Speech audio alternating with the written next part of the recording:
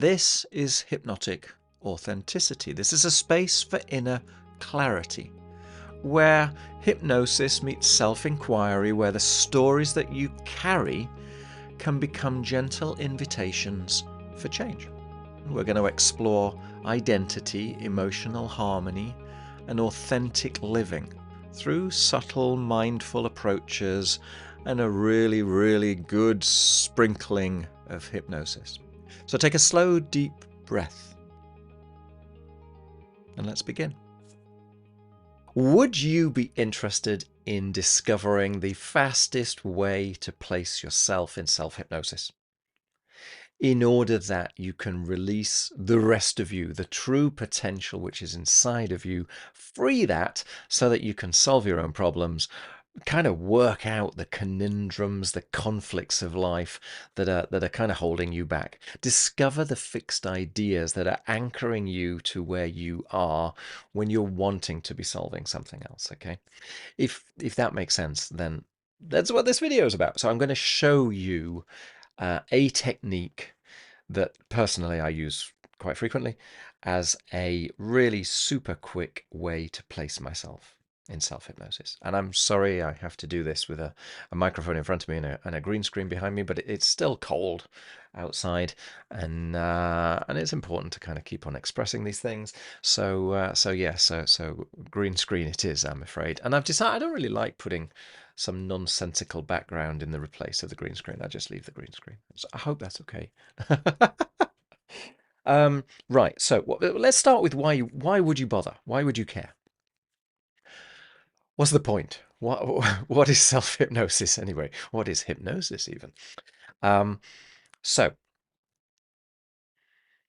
for me, placing yourself in self-hypnosis is a ritual to permit the chattering part of your mind to just shut up a bit, to just go quieter. Not to get rid of it completely, but to just quieten it down so that you can discover the rest of you, so that you can permit the information superhighway to the vast supercomputer that is so much bigger than your conceptual ego, and ask that for advice. So for me, self-hypnosis, and I accept that this is just a metaphor in my mind, but it's a useful metaphor in my mind, is to bring a sense of questioning, of intention, to access the vast creative expanse of the rest of you, and bring that massive resource to something that you choose to resolve. So for me, self-hypnosis, as opposed to meditation, for example, is a very, very effective tool for solving something. So you come with an intention. You come with a particular issue in mind that you want the assistance of the rest of you to illuminate. So you can come up with different options, more options, better options. Yeah? You do that through a ceremony. And the amusing thing is that anything can be a ceremony if you choose it to be, right?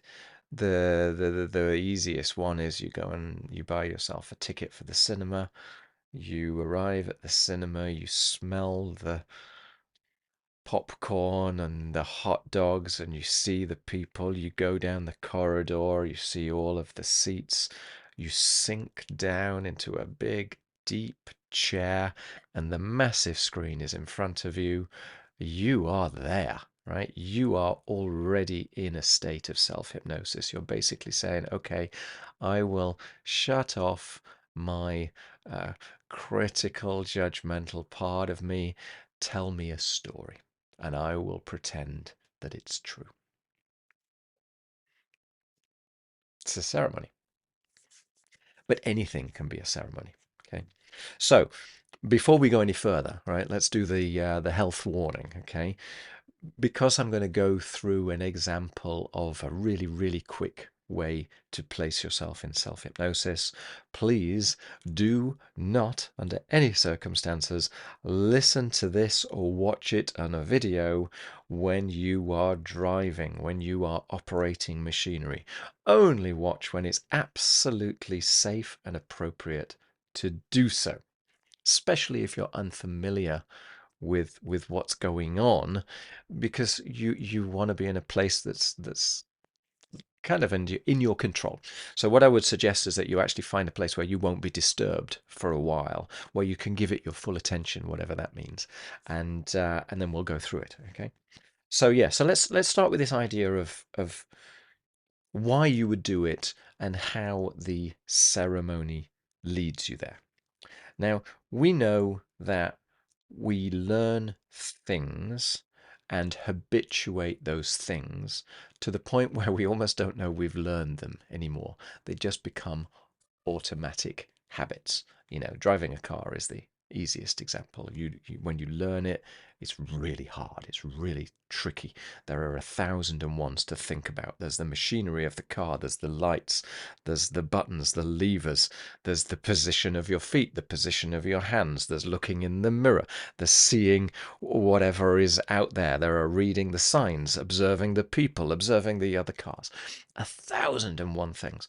But the more you learn it, the more comfortable with all of that you become, the more automatic it becomes, until you kind of don't know you're doing it anymore. You get in the car, you set off, you do the whole thing on autopilot, you arrive at the other end, and you wonder what you were doing in the meantime. You know, almost daydreaming. Or maybe you want to think about something like your painting, maybe, or writing, or listening to music, or just sitting out looking at the countryside, and your mind goes calm, and you feel like you, and you're doing what you cannot not do. You just fall into that process, that feeling, because it's familiar, because it's been habituated, because you know in that circumstance a trigger allows you to change into a different state, if you want to call it a state. Yeah?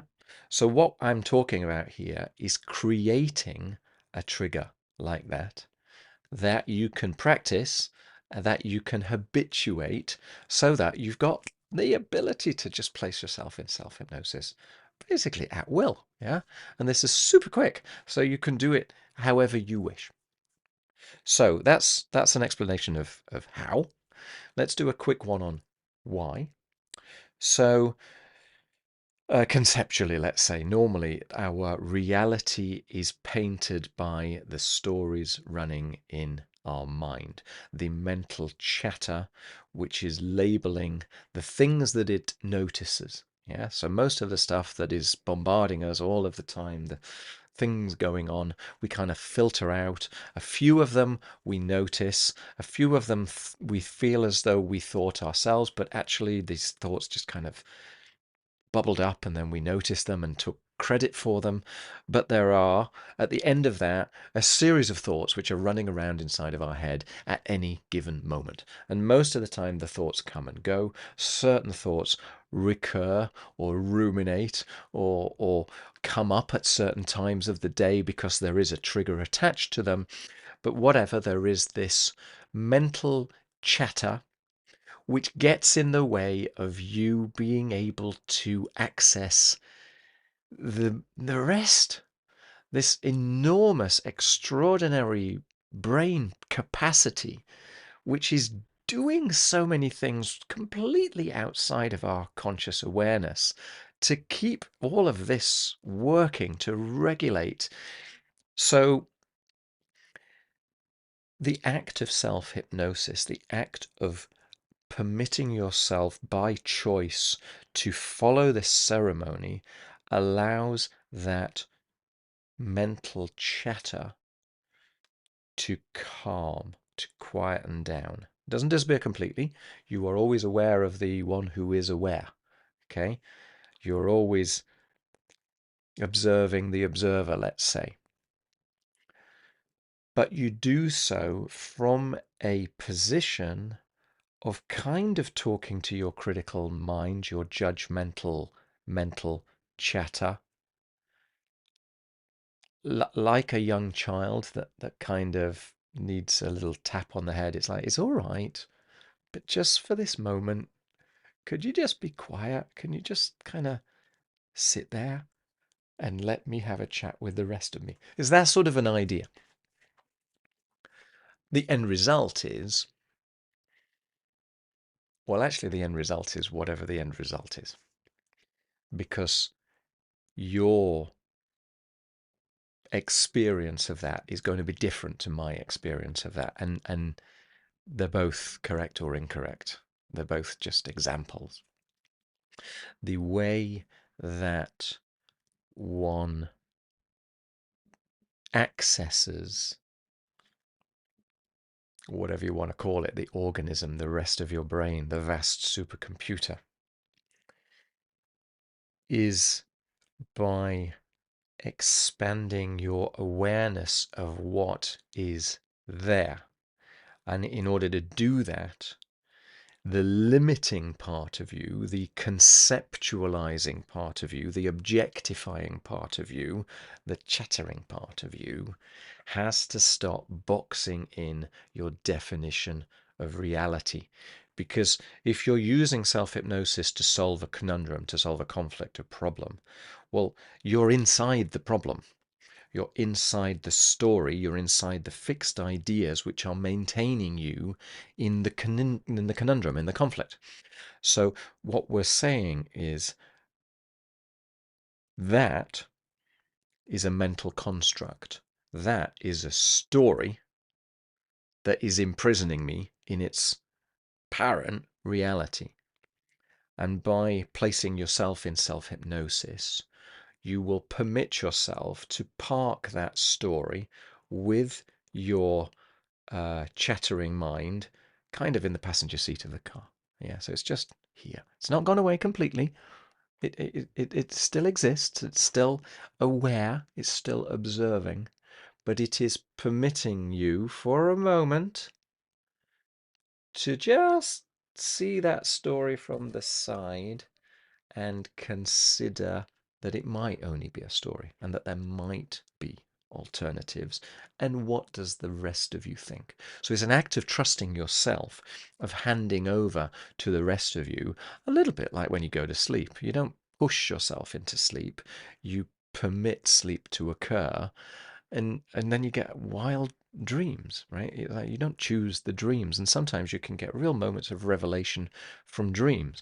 So if you might imagine self-hypnosis as a sort of a similar process of permitting it to occur, of not grabbing it and dragging it inside of you, but simply allowing that to occur, but going there with a question in mind, going there with an intention. And the best thing is if you can go with a question that I call a toward question, which is an NLP term.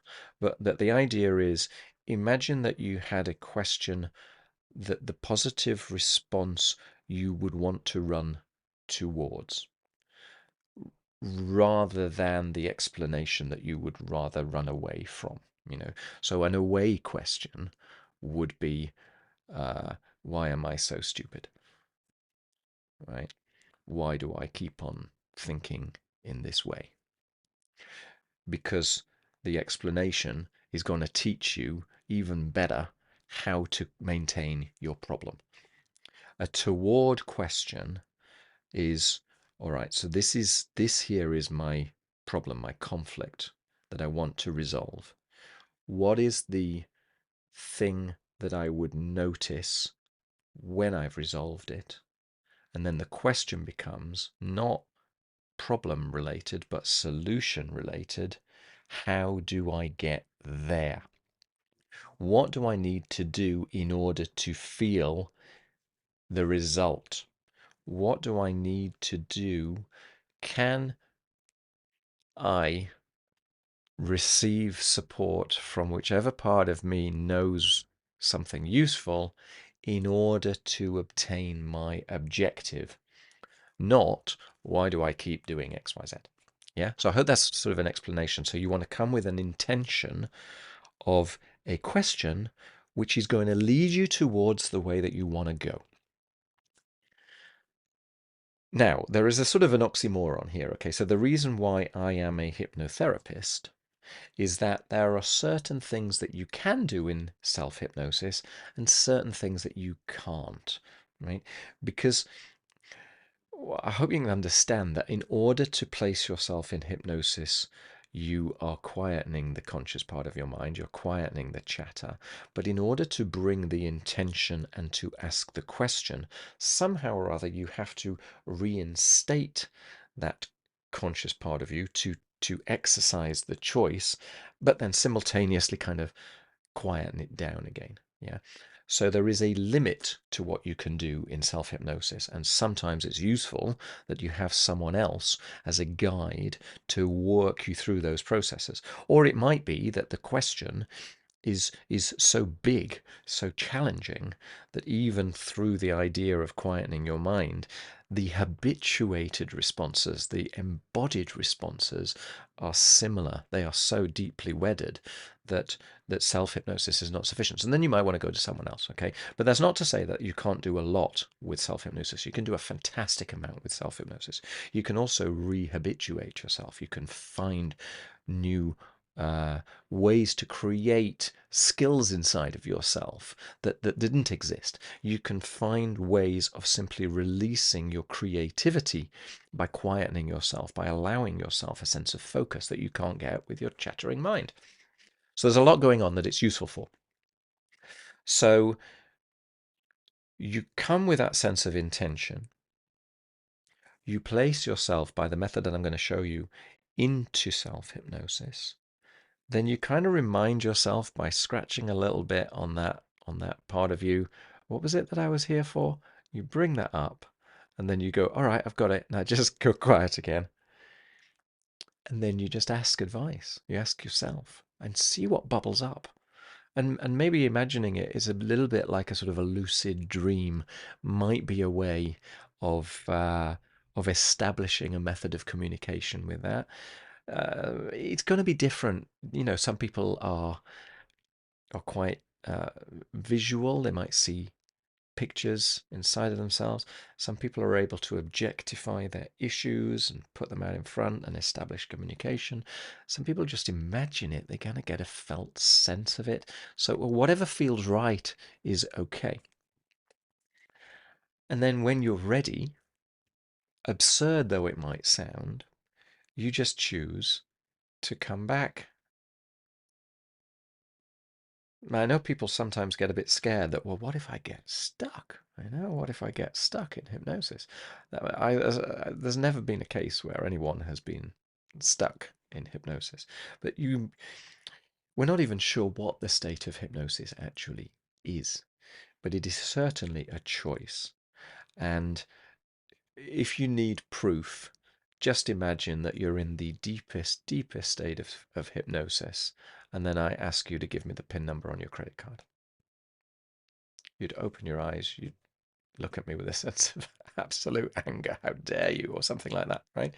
Or you're in a beautiful state of self-hypnosis and the fire alarm goes off. You would open your eyes and run out the door, right? So this conscious part of your mind is never gone completely. So you choose to bring yourself back out of self-hypnosis. You just feel as though you've had the most extraordinary um, moment of self-care.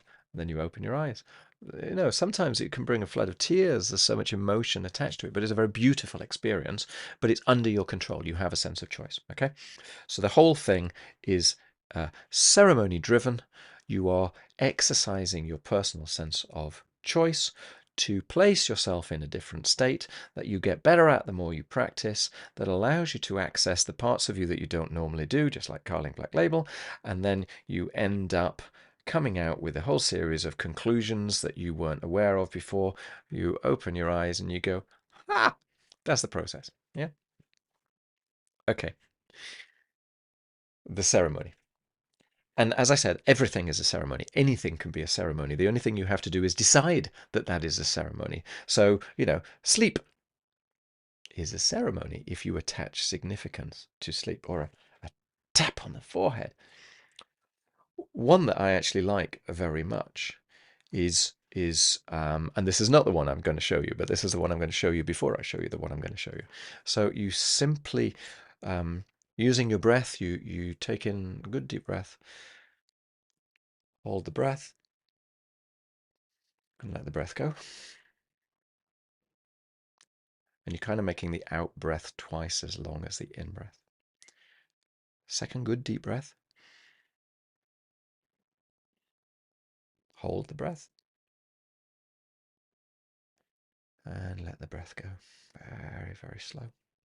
By the second breath, you can already feel that sense of stillness coming inside of yourself. Still actually breathing out.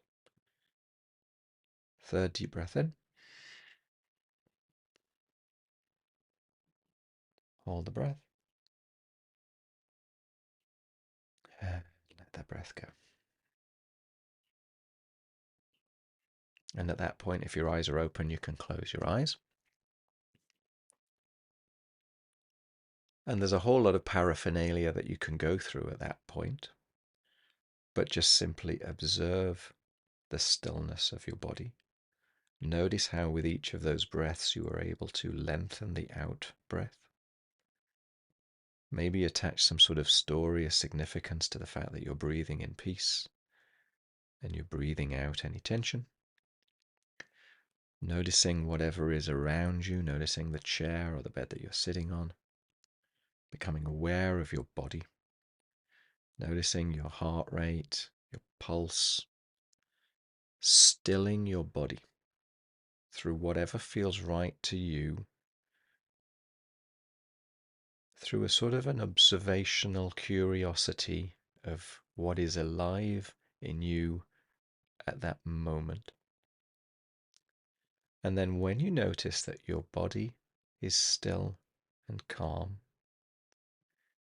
and you simply want to invite your mind to join that experience and calm itself down, the only thing you do is you bring your attention to the space between your eyes.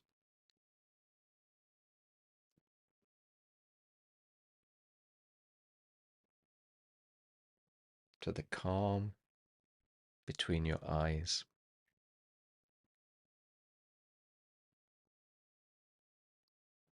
To the stillness between your eyes.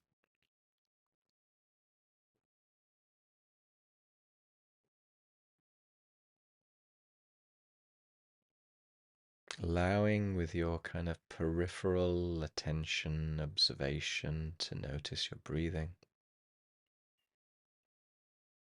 Allowing your breathing to be deeply rested and slow.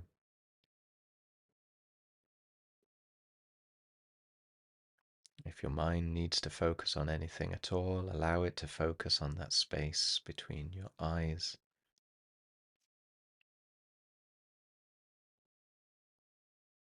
And if you can hear your breath, maybe even quieten your breath so it's so gentle that you can barely hear it at all. And you're in a state of complete stillness, body still, mind quiet, calm. And that was pretty quick.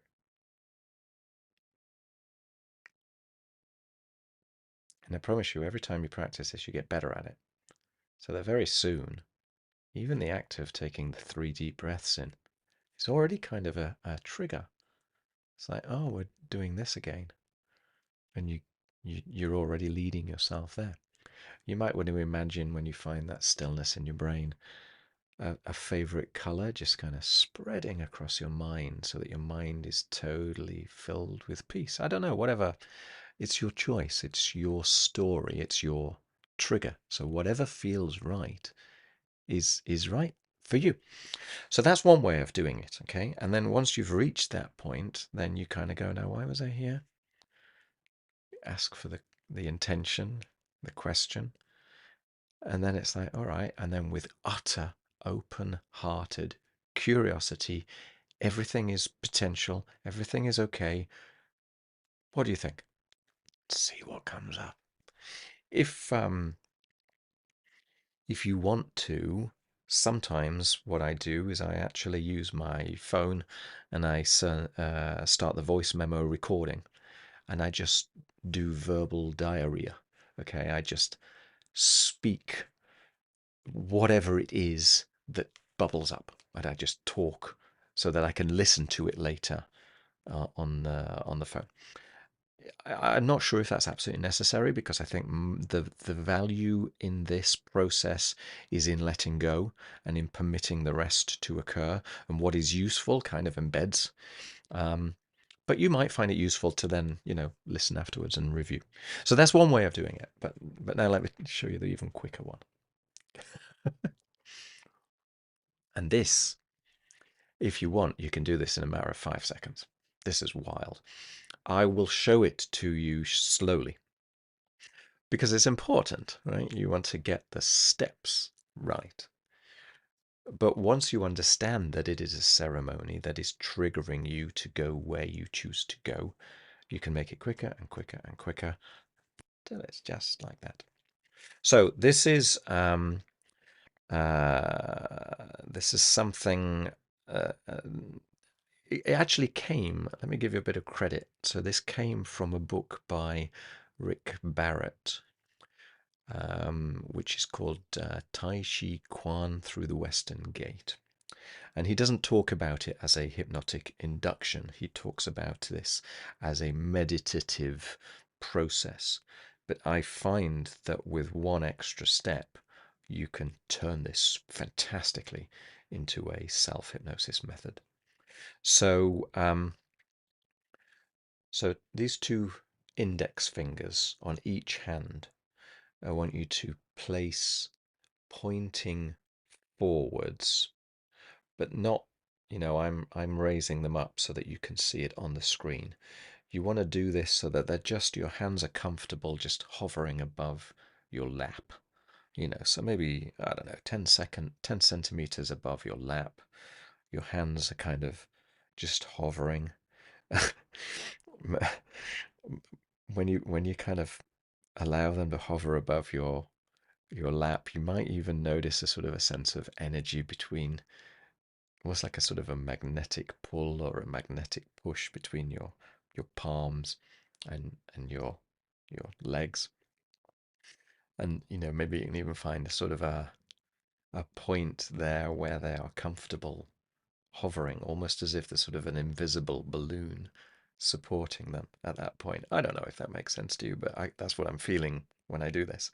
But anyway, what you're doing then, and you don't need any effort in this, so it doesn't really matter where the other hands are. But what I want you to do is to focus on the two index fingers, the two first fingers on these hands, which are about that far apart, okay, about sort of 10 centimeters apart.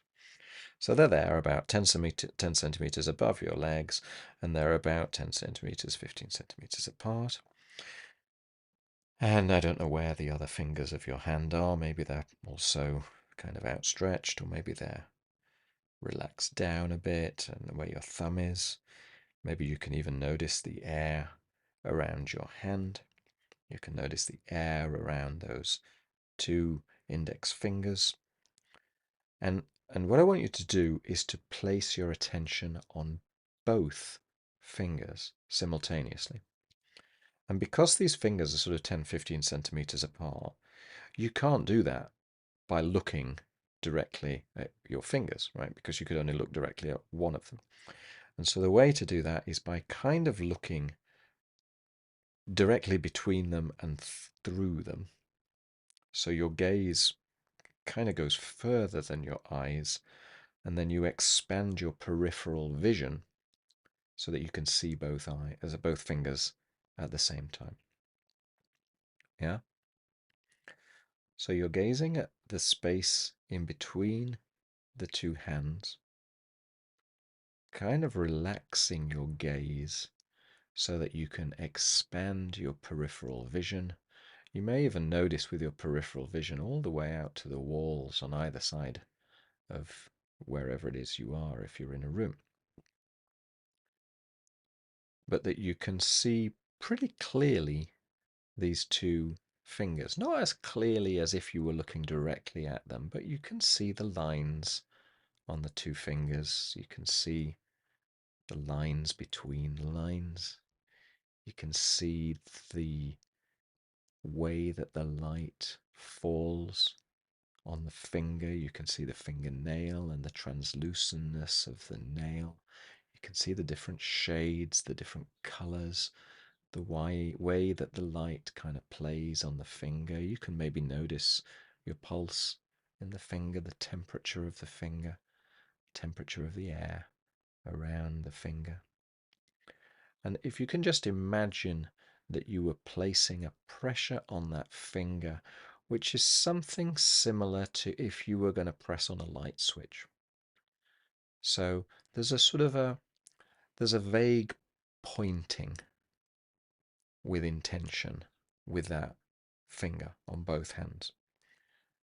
As if you were just making a little bit of pressure, you were going to press down on a light switch. And so whilst you're doing that, whilst you're noticing what you're noticing, and presumably as you're doing that, your breathing is slowing down and your body is still, and these hands might reach the point where they're almost kind of cataleptic. They are just kind of hovering where they're hovering, but there's no effort involved. It's completely comfortable. And so then, whilst you're observing whatever you're observing, noticing what you're noticing, and maybe even realizing what it is about what you're noticing that is significant,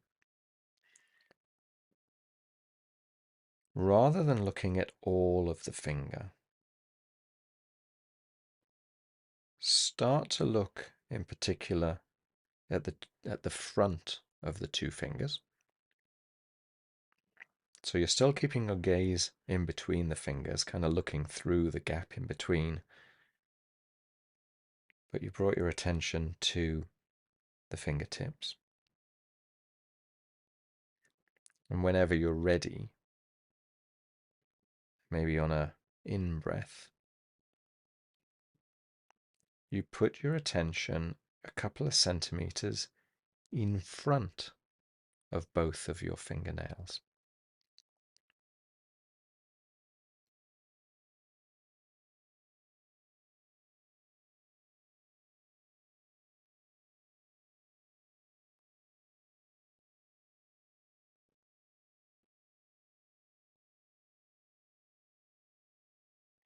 And just notice what you notice.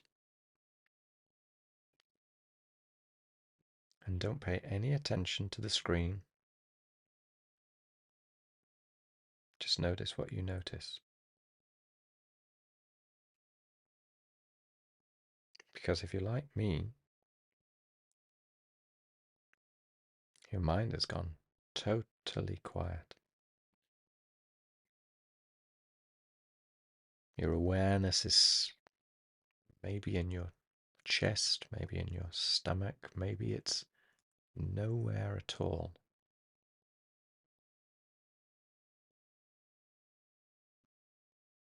And you've created a sense of peace inside of yourself, which is incredibly recuperative in itself. So you can use this whenever you choose to do so, just to kind of calm yourself down. But the thing is, with this state, you can then choose where to shine your torch, where to bring your attention, and you can ask your resources for their help. You can dive into the story of your understanding of what you are. You can ask the question in a way that is meaningful to you, not to me. And you can ask with kind of humility, if it makes sense, for some help. And as I say, if it's useful, you can have your voice recorder going so that you can just speak whenever things come up.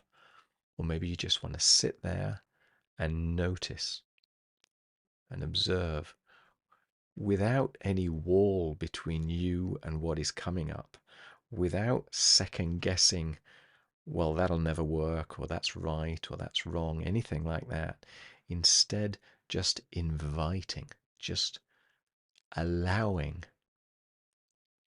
so that all those little voices that get dominated by the mental voice are able to express, they're able to speak, and there can be some magic in what it is that they say.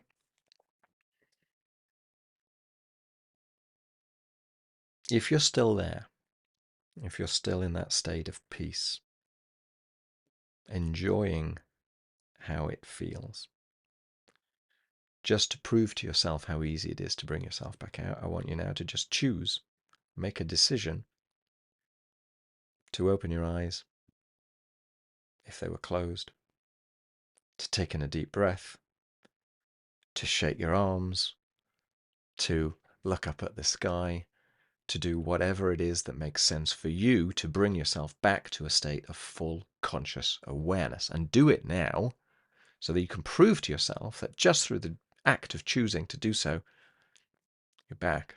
You're back. And now what I want you to do is go back into the state of self-hypnosis. So bring your fingers back out, bring your hands back out, put them hovering above your lap. Focus your attention on those two index fingers. Focus your attention on the air around the fingers. Maybe even noticing what your little fingers are doing. Bring your attention to the warmth, to the temperature of the fingers. Imagine that you're just exercising a little bit of pressure on the tips of the fingers as if you are pressing on a light switch on the wall. Place your gaze in between the two fingers. Allow your gaze to sink between the two fingers. And with your expanded peripheral vision, look at both fingers at the same time. Focus on your breathing. Notice your breathing stilling. Notice how easy it is for your hands to just almost float there. And when you're ready, move your gaze forward from the fingertips to a place a couple of centimeters in front of the fingertips where there's nothing.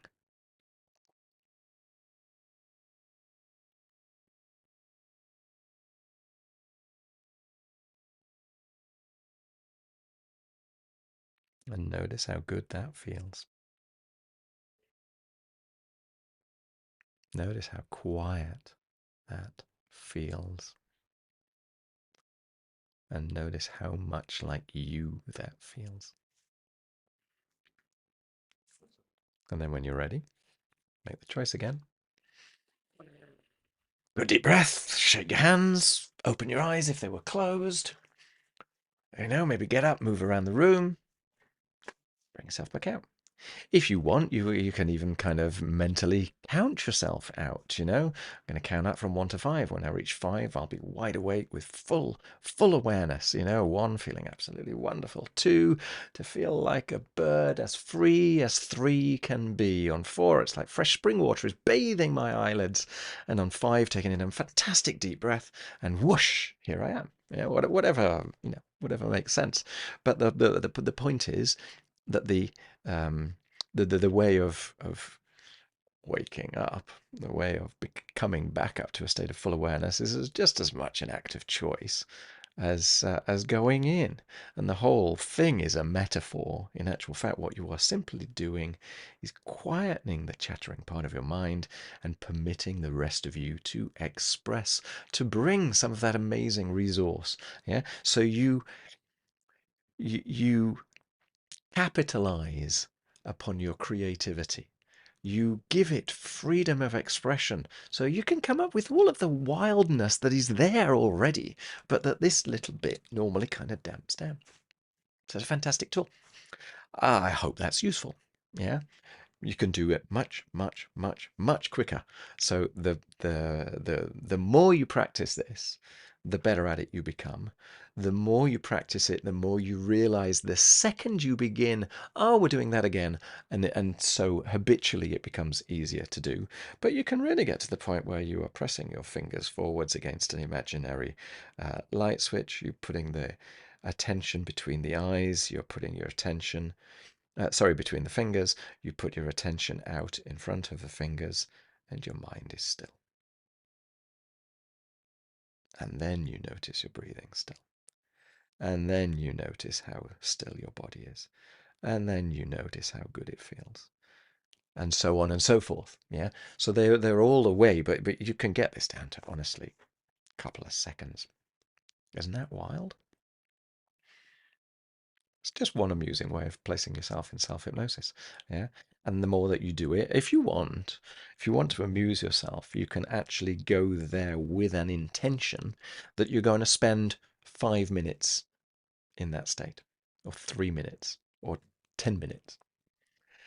And just for amusement alone, set a stopwatch next to you that you can't see.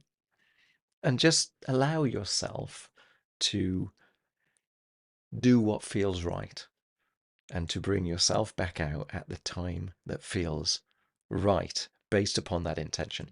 And you might knock yourself over with a feather when you see how close to the correct time that your intention has begun. It's almost like there is this magical clock inside of us.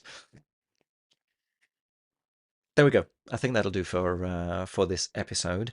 Maybe in another episode I'll show you a couple of ways of examining the conflicts that are going on inside of your mind whilst you're in self-hypnosis. Let's keep that for a separate day. Thank you for joining me today. I hope you enjoyed the episode. If it resonates with you, then follow my podcast. I would also personally be really grateful if you might wish to leave a quick rating. It genuinely helps others to discover the podcast. If you personally would like more guided meditations, you want some deeper insights, you'll find all my links in the description. If you prefer a more visual boost, then you might want to check out my YouTube channel called Authentic Life Hypnosis. And if you're looking to do some deeper work that goes beyond one-way audio, then obviously you're very welcome to reach out. Equally, if you have any questions, I'm here to help. Thank you for listening, and I'll see you in the next episode.